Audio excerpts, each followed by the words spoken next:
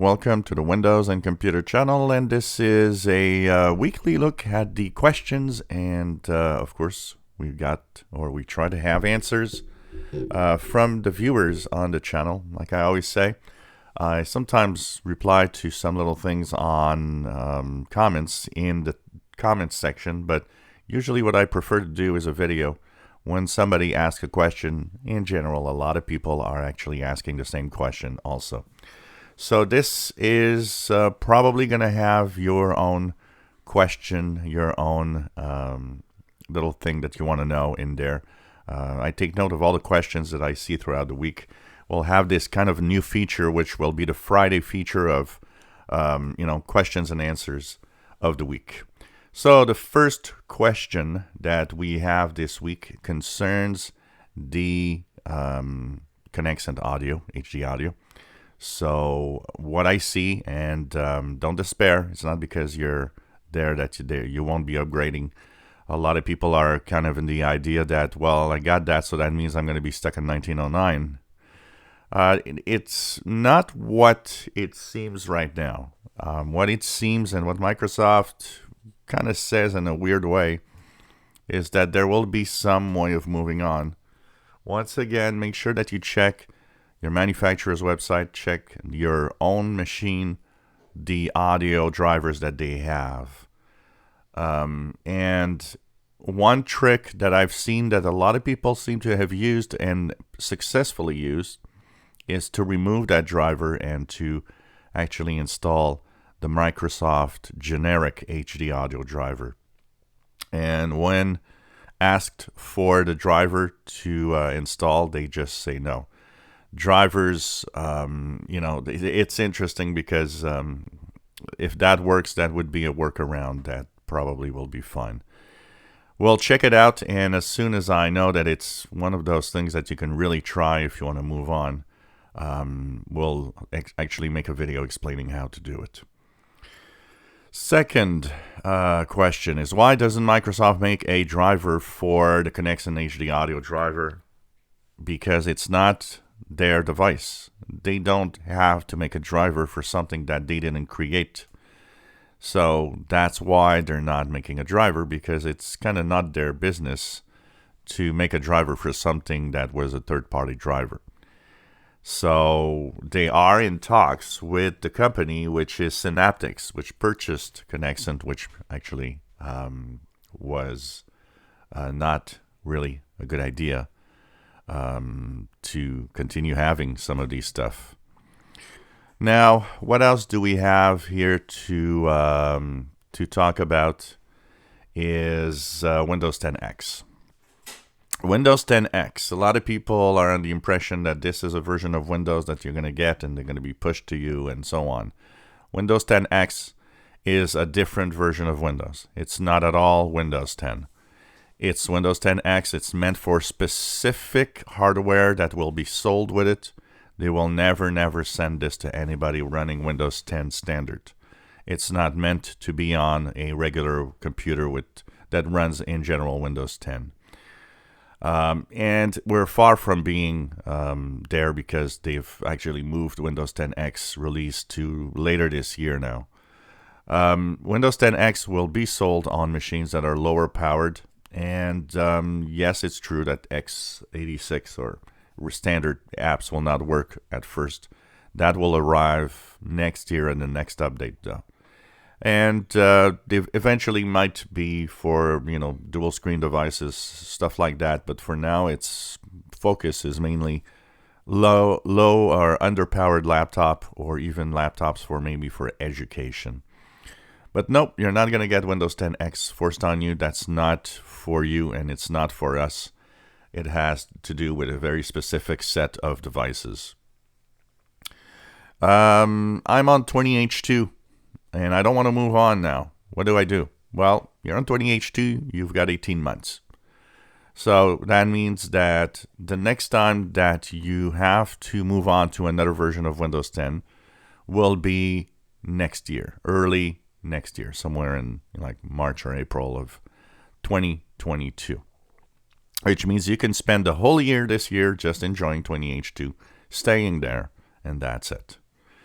The other question is 21H1, which should be available within a month and a half probably. Is that going to be forced on me?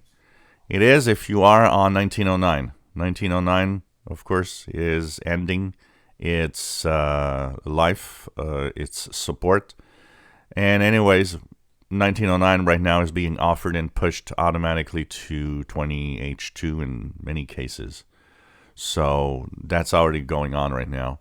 When 21H1 arrives, probably you'll be moving to 21H1.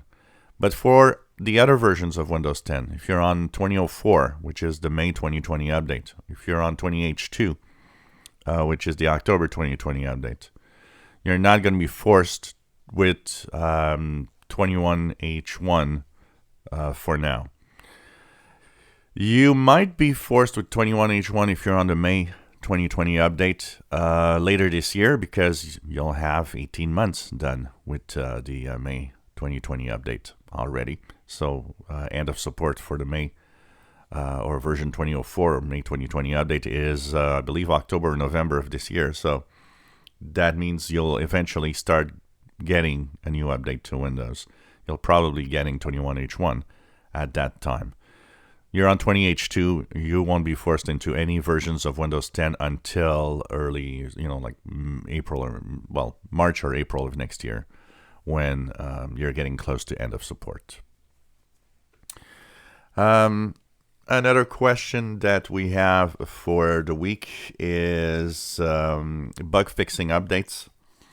So some of you say that you got it without, even asking for it.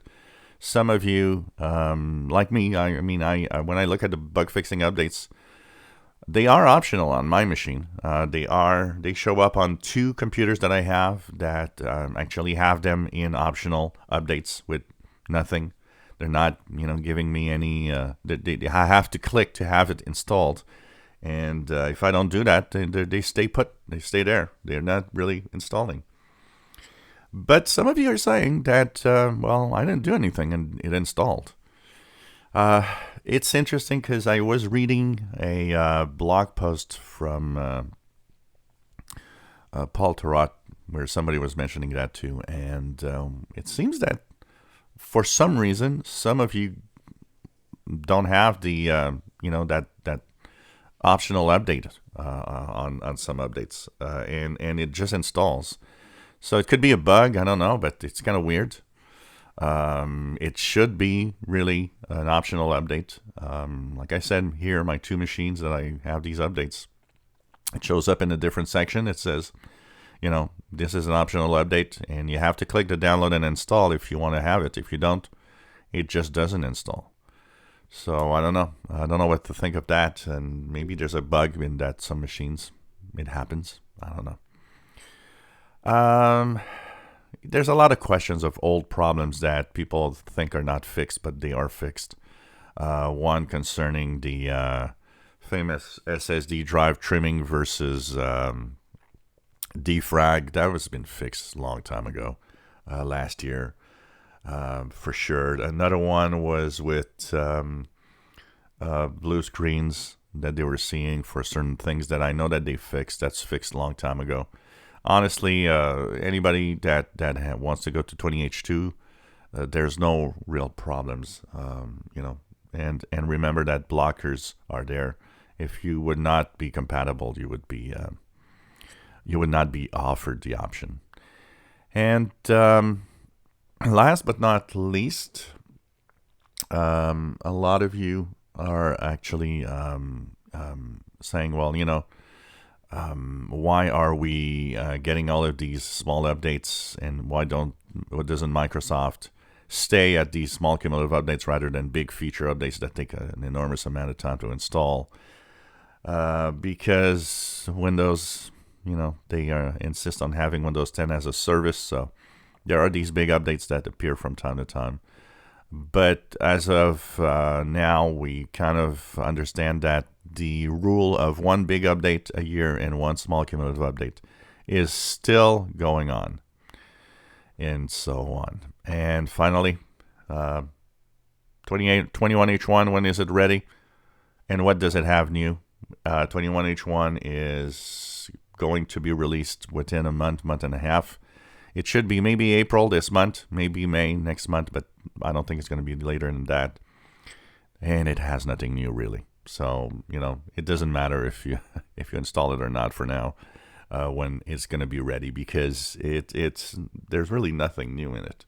So it's really a small update going on forward. That's preparing yourself basically for what's going to happen next.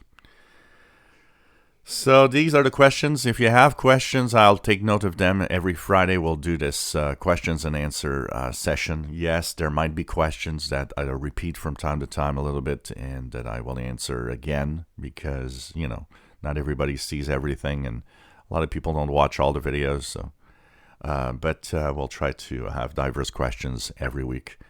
You can post these questions, by the way, in the description or in the comments below this video. I'll be looking at everything that's posted as comments from that or questions, and I'll be taking note. And so every Friday morning, Eastern time, I'll be posting a new video of your questions and my answers when they are available. If you enjoy my videos, please subscribe, give us a thumbs up. Thank you for watching.